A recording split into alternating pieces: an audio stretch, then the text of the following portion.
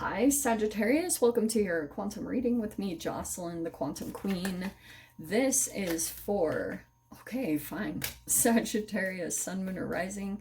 And as always, welcome to my cross watchers. Cross watcher, you could be dealing with a Sag, and the message could be for you. So feel free to take it however it resonates with you and your situation. Keep in mind that these are general and timeless readings. If you guys are wanting to book a one-on-one, my website information is down below. Just go ahead and subscribe to my website, and that way you'll get an email notification whenever they open back up. And as always, just wanted to say thank you for liking, subscribing, and thank you for all of your donations, just everything, all the ways that you guys have shown support. I really appreciate it. Okay, Sag, wow, so that was kind of perfect. This card was so determined to jump out, if you guys could see that. So there's your energy, Maiden of Wands, passionate, maybe even, I don't know, I get this sense that, here's what's interesting, okay, sorry, I had to take a little bit, because you also have the Fool, brand new chapter, right? And we also have the Hierophant. These are hilariously like combined energies, because both of these are kind of like fiery, impulsive, taking action, jumping into something new, and the Fool is like taking the dive, and you don't know, like they always say, it's kind of like the trust fall, trusting in the universe. You dive into something, you don't know how it's going to play out, but you trust that the universe is going to catch your fall. And I feel like this is what's going to catch you. Maybe this is the universe. I'm actually going to tell you guys a cool story. So I ride a scooter, like an electric scooter, everywhere. I know nobody would believe that, but that's how I am. I'm very like, I love endurance type of things. Like I'm very tomboyish and stuff. So I was out riding a scooter and I crashed big time. Like I have never crashed this hard. And it was because like a car pulled up. I went to go behind the car and go up this driveway, and right as I was turning, I had this feeling not to go that way. But everything was so fast that I didn't really have the time to pull on the brakes or anything. I just kind of like went anyway. When I went up the driveway, I slipped, like the tire slipped on a piece of plastic that was there, and I completely fell over. And it was really crazy because my leg bent and I fell on top of my leg. And for a minute, I just sat there holding my leg because I thought I broke my leg. And I was sitting there, like I had so much adrenaline because, you know, it's fascinating what happens when you take leaps or when things like that happen. Your body just goes through these floods of like chemical releases to kind of like protect you from the whole experience, to protect you and kind of shield your energy from the shock or the trauma of the impact, you know. I just think it's fascinating the way the body reacts that way. And what was so crazy is the Hierophant. The Hierophant is traditions and routines, and that's why I always talk so much about self-discipline. And every day I do yoga, pretty much every day. It's consistent. It's my fall 2 thing. I really do believe it connects the body and the mind. And my teacher always says, just go for it. Like, just dive into this. If you fall, we'll catch you. And I felt the significance of that moment where that programming of if you fall, we'll catch you. My leg literally caught me. Sorry guys, I know I'm just going on about this, but that programming is everything, because I was realizing that subconsciously, if you guys have ever watched squirrels or cats, like when they fall in the air, they automatically know how to shift their body to land on their feet. And I was like, you can train your body that way, that when you fall, subconsciously you're so programmed that you will be caught. And that's exactly what my body did, is my body just went into reaction and knew the exact body part that could catch me, that wouldn't be affected. And I stood up and I did not have one scratch, not one scratch on me. It was crazy. So, this is really interesting. We have the eternal child. Sorry, I went forever on that.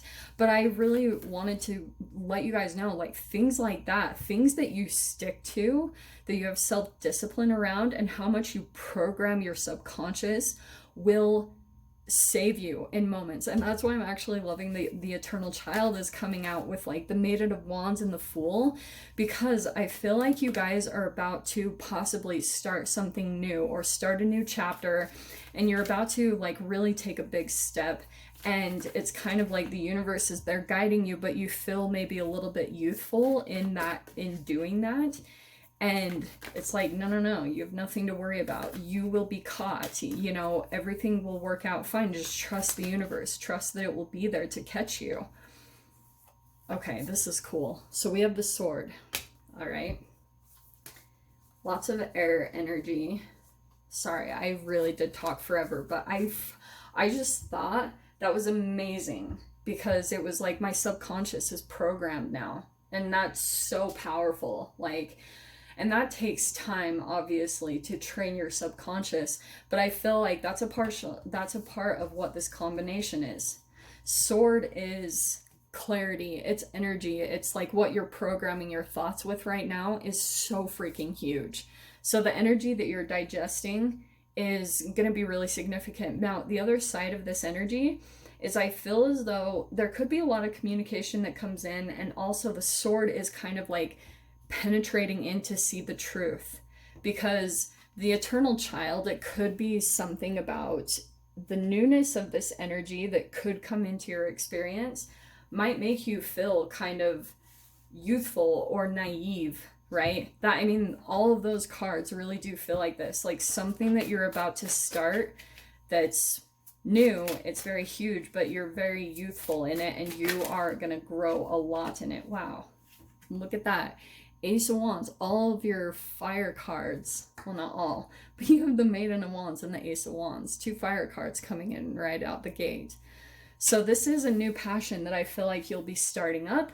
You're going to be, and I feel like if I'm going to go to the deep kind of psychological part of this new passion is going to be the alchemy that actually transforms something in your youth. Like if you guys have been trying to do some type of trauma work, or, you know, kind of work on something in your own childhood, I feel as though that's what's going to help you. And I feel like you'll be possibly going through a little bit of this process as you go through the programming in your mind, okay? Because this new passion, I do see it's involving multiple people here, okay? Because we have the 3 of Cups, so this could be kind of like in your environment. There will be people around you, okay? There will be like, obviously, maybe it's a new hobby or a sport, something that you're planning to go dive into. And it could be kind of like, I can just kind of see in the environment, this is either you or someone else. There's just a little bit of someone kind of like holding back. I know typically people are like 7 of Swords is sneaky, or like lying, but I kind of feel as though this could just be someone holding back in the environment. And maybe it's you. You could be in this new element and you feel kind of like still, because I almost feel as though, Sag, this is like a group thing. So I don't know if it's online or it's just something here where you kind of feel like you're not really in it yet. Like people don't know you. And so you're kind of like, just don't get caught up in your head about things and start thinking, you know, people are judging you or that you don't fit in. Like those are kind of like projections for those of you, if that applies. It doesn't have to be all of you, but I kind of get this sense here. There's the potential for this new passion, but I feel as though something about this situation might start to make you feel like you don't fit in, or because this 7 of Swords can be self-deception.